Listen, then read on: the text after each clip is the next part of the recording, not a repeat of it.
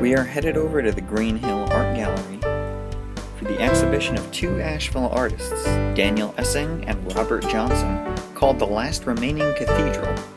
Stick around as Daniel and Robert tell us about their artwork, which will be on display until June 12th. They both exhibit artwork that represents man's relationship with the natural world.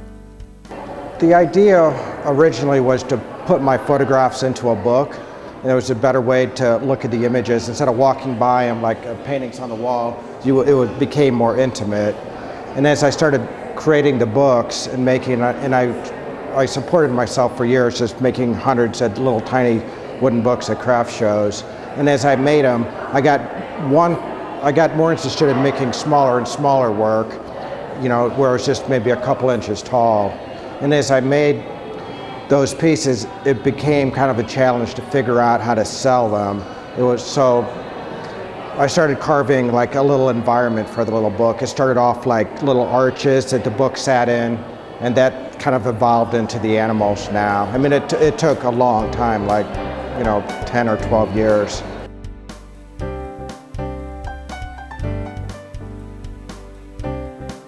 A lot of people assume that I make books because I love books, but it's more, I have I really kind of make books because I want to be more part of my family. I have a brother who's a writer, I have a sister who's a librarian. So I figured there's a connection there, but I didn't do books, I never made books with words. All the books were blank, and the content was within the structure. So the book, there was content to all the books I make, but just not on the pages. They're within the structure of the book. So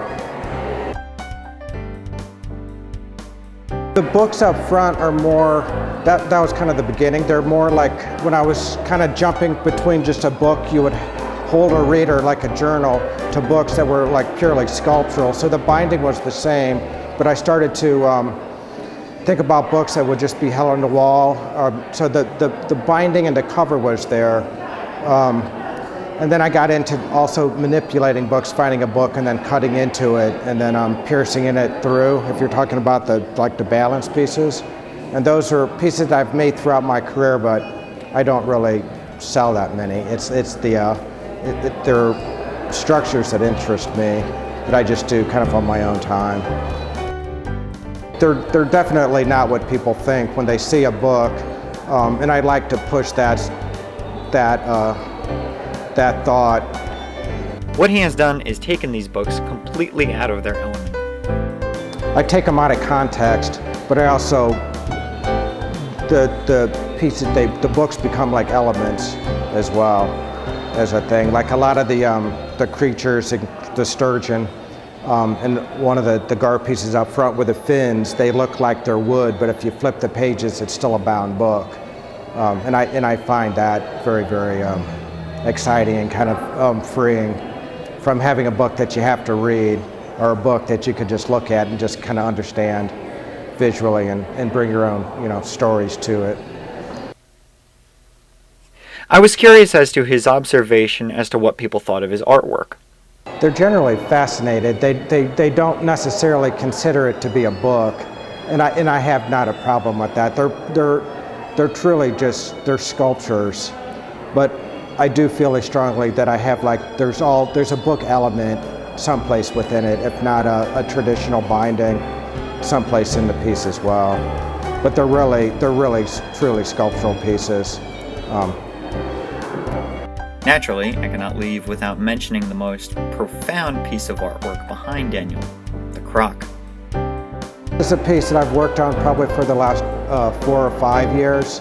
And it's a large piece. Most of the work that I make is for sale, but these kind of pieces, because I know that I probably will not sell it, I can't spend a lot of time on it, so I could just work on it in little bits and pieces as I go around and I do teaching or I'm working on sculptural pieces. So I've lived with it for 5 years in my studio, and it's a big piece. It's 6 feet long. It has a 7-foot wingspan on it, so it's dominating that way. Generally, I work very, very small. The piece holds 9 books. The smallest, about 1 inch tall, is within that structure. The piece behind me is the largest piece I've ever made, by far. So it's like a large piece that holds small, tiny little books and other little relics within it. This artwork that he does is his only source of revenue. I make the books, and I sell the sculptures, but I also do a lot of teaching, where I teach like wooden books, where I teach people how to make the small book. And within the crowd here, there's several students that I've had in the past.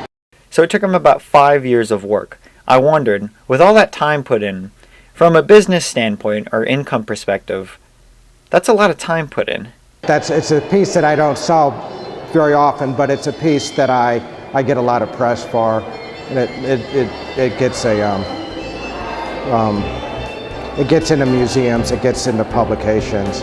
It's so that's a piece. Okay, so now I understand. Daniel uses this piece as his marketing tool. Very, very, very true, yes. Pretty much have collected objects my entire life. I keep at home like a cabinet that has tiny little boxes in it, and there's objects that I've collected since I've been about 6. It's like, it's what I call a visual diary. There's like, they become like souvenirs of a lifetime. So the objects themselves remind me of like a place or a time in my life. And those objects are the things that I build into every piece that I make. So a lot of times they're fossils, little rocks, pieces of bone, rusty nails, that I can't help but collect. And that a lot of the objects in the collection I keep, but an awful lot of them I'll work into the piece. The bigger piece, the more precious objects I'll put in it, because I know that I probably will keep it forever. What do you want people to take away from your artwork when they see it? I want them to see like books in a new way, that they don't have to be something to keep a journal in. They can be sculptural forms. It might, help them. A lot of people who would buy my books that were more as journals, and it got them to write in other books, but I just want them to see that the book form can almost be anything. I have, I think, 20 pieces in the show. It's by far the most pieces I've ever exhibited at one time. There's work that dates from the earliest part of my career to pieces I just finished within the last couple weeks, including the croc. It was a piece that I've worked on. I finished it about 2 years ago, and then I worked back into it again just right before the show, and probably put another 150 to 200 hours in the croc alone. So it's that idea. So it's a great chance not only to see Robert Johnson's 30 years of his paintings, but also see pretty much a full scan of my own work. The other half of this exhibition features Robert Johnson, who chronicles his observations of nature. He's an artist with me, and we both live in Asheville, and he does paintings that are very centered around nature and wildlife, and similar. We're both interested in nature, and kind of like the title of the show. But I totally love his work, and having a chance to see so much of it in one place and really be able to stand back and look at it is awesome. Without further ado, we give you Robert Johnson. I live up in CeeLo, up in the mountains. It's in the valley just below Mount Mitchell. I've lived there since 1972, and I paint full-time. Every other year I like to take travel to another part of the world where I can see the natural environment, which is the focus of my work. And so I go to these places. I realize that the natural environment is slowly becoming squeezed out as development and so forth happens. So I feel a little bit like a pilgrim in the Middle Ages that's going around to these sites that, for me, have a very special spiritual feel to them. And when I'm going around to visit these natural areas, it's like going to different cathedrals all around, hence the name of the show. And so I love the mountains of North Carolina, and that's really where I'm grounded in the natural environment there. But I still like to see other areas in the world. And I feel like I'm an observer and a recorder of what's happening right there. That's kind of my job, and interpret it through the observations of what I see there, but also through my subjective experience. What he in fact is doing is recording nature's beauty for the fact that one day it might not be here anymore, with the amount of development we have taking place in this world. And also, when I go out to these places, I record things in detail. So things like my notebook pages, where I go out and I observe, this is what I saw on one walk, is exactly what I recorded on the note, the key elements I recorded there. So like here I saw hooded mergansers and beauty berries that were blooming in this area at this state park in North Carolina. So in a way it's a record so that people can come back. I date them, 50 years from now, and they might say, we're not seeing hooded mergansers here anymore, or the beauty berries have all disappeared, or even maybe they've increased. But it's making a record of what's there at that time. And this is how I begin my paintings, is by going out and observing and recording what I've observed. Has how many different places have you gone out and recorded things from? In North Carolina or in the world? In the world in general. Oh, okay. My usual way of working is I'll take a 3-month trip and go and travel, find natural areas in different parts of the world. I've been to Ecuador and stayed at biological stations out in the wild. Panama, New Zealand, Costa Rica, been up to Canada. I did a whole series of Southwest deserts, Northwest national parks. I think those are the main series that I've done. Have there been any that have been torn down for building a neighborhood or a mall or whatever it may be? Trying to think. Not specifically for that, but I know there's one place up in Maine near Acadia National Park that I went that a development has moved in. But, your process is sort of unique. I've never seen anything like that. How did you come up with doing something like that? Good question. Mainly, I just really enjoyed being out in nature, and I just started recording what I saw out there, and started doing my notebook pages, and then I decided to develop paintings from that. And in my recording, what I try to get down isn't just objectively what I see where they would come out like photographs of what I see, but of my take on what I see, sort of my feelings about the place, my subjective relationship to it. A lot of times I include like the native culture with the places that I like to connect that to also. So they're not photographic, objective representations of a place, but sort of bringing my full being to the place and recording that. Right, because of course you're going to bring some of you into the painting. Exactly. Because otherwise you would just be a photographer then. Exactly, right. Or paint realistically and to make them look like photographs, which some people do. My sense in the work is what I try to convey is my experience of the place, but also how being out in nature can uplift you through the beauty of being there, through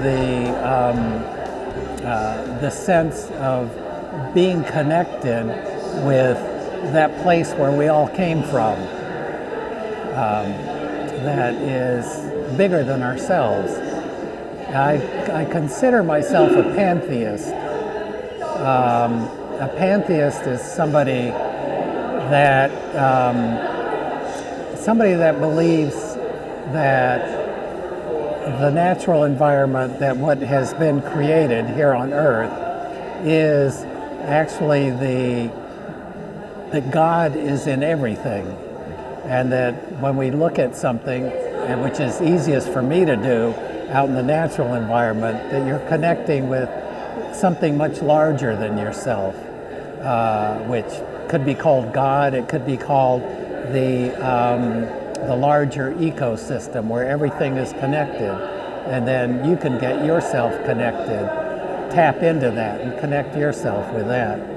And that's why I'm very interested in religious art, and there are a lot of elements in my work that are based on like medieval altarpieces and so forth, and religious art from other cultures that are connected to it. So I hope that my goal is to encourage people to get out into nature and have some of this kind of experience of being connected. And then I think people will realize the importance of the natural environment and will take steps to value it much higher than we do in our culture.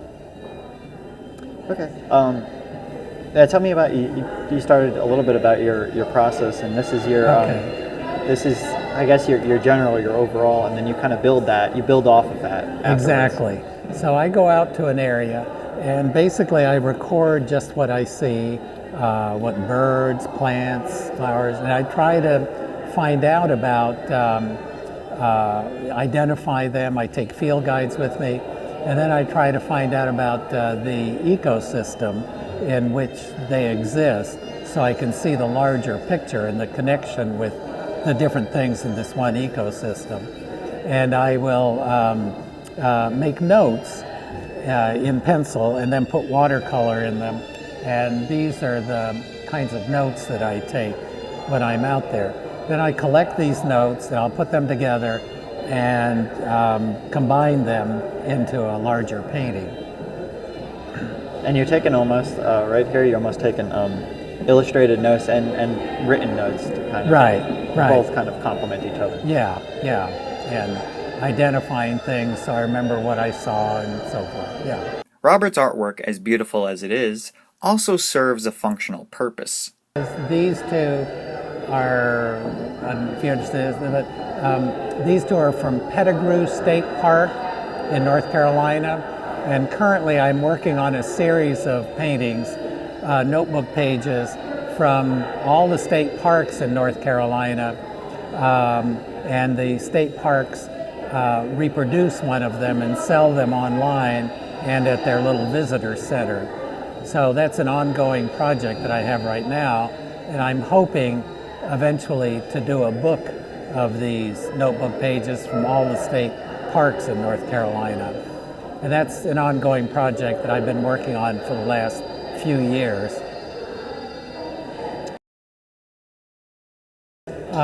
Okay, this piece is from Panama. I took a 3-month trip down to Panama, and I wanted to get to different areas in the country. So I went all the way from near the Costa Rican border in the north, all the way down to the Darien, which is that wild area which you can't drive through between southern Panama and Colombia. It's a wild area.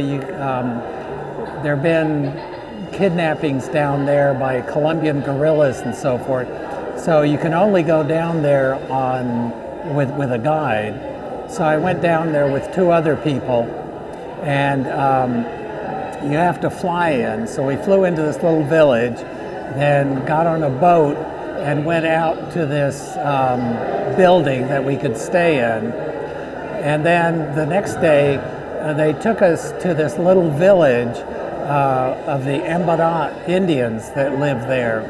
And it was a real National Geographic type moment.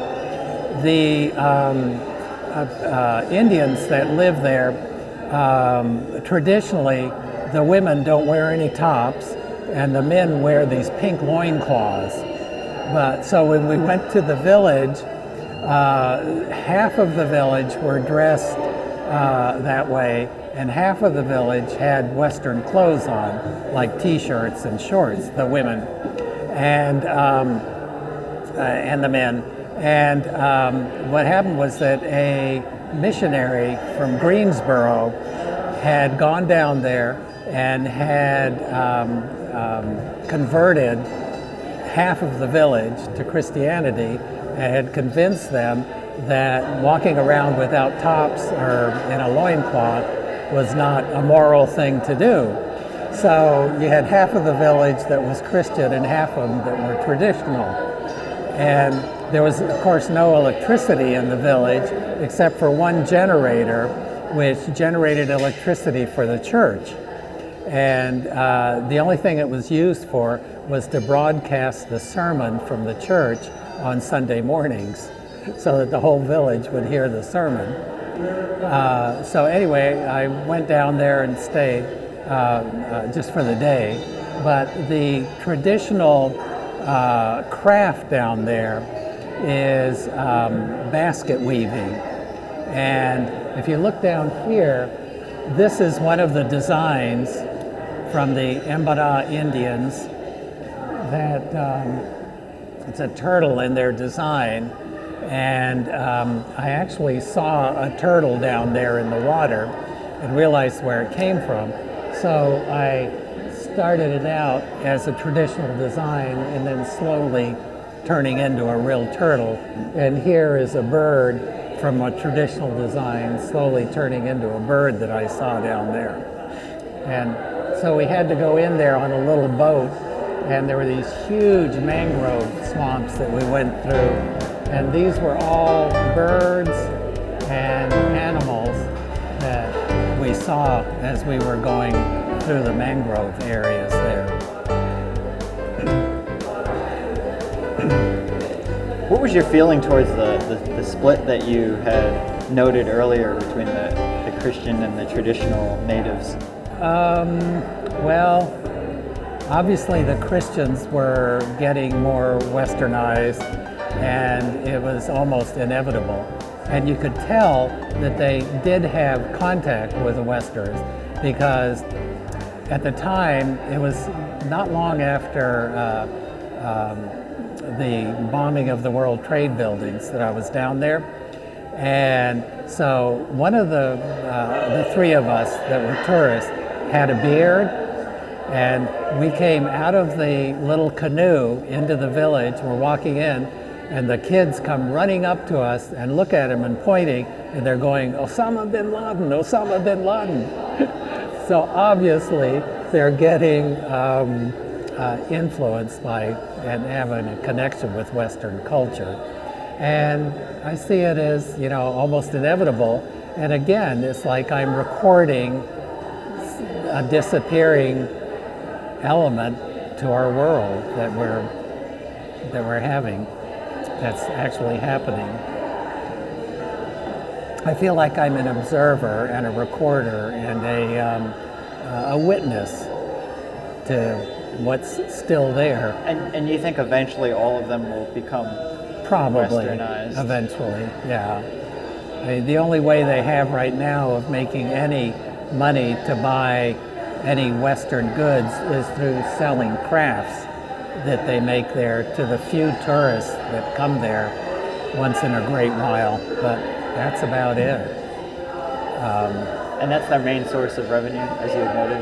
Yeah, otherwise they're self-sufficient.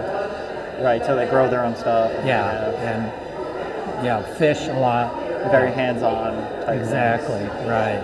And very connected with nature, which is what exactly. Your whole thing. And so it's a little bit hard to see, but you see that it's almost inevitable. And I think we need to be really careful in how we handle nature and cultures that are connected to the natural environment. And it's really important that they not disappear, either one of those. So, needless to say, Robert is an active environmentalist. I'm very supportive of organizations like Nature Conservancy. I've done a whole project for Nature Conservancy and Wilderness Society and conservation organizations. Because I think what they're trying to do is preserve some of this, what I see as sacred areas that need to be preserved. He's taking an active part in trying to preserve and protect our nature's landscape. Exactly, yeah. And that's another one of my my things that I hope my work attracts people to get outside to some of these nature areas, and that we don't spend all our time in cyberspace, but spend time in nature in real physical space. I think that's really important for people to make that connection. This nature deficit disorder they talk about, and I believe that it's really true. We need to keep that connection for our own mental and spiritual health. I've been doing this kind of work for 40 years now, and this is a retrospective show, and it shows sort of my progress of different chapters in my life. To me, it's like a memoir of showing, this is what I did back then, this is what I did next, this is what I did. So it's like an autobiographical book almost that's put out there. So for me, it's had that effect of going back over my life and seeing the progression of my work. And hopefully people will come and enjoy the show, and it'll be of interest to people, and that a lot of the paintings are from North Carolina that are places that people can get to easily, and hopefully it'll encourage people to get out more and enjoy some of these places, and to focus on the aesthetic enjoyment of being out in nature. I really have a lot of admiration for fishermen and hunters and so forth that, they love being out in the woods, and that's great. And this is another way to be out in the woods, is just to enjoy it from an aesthetic point of view.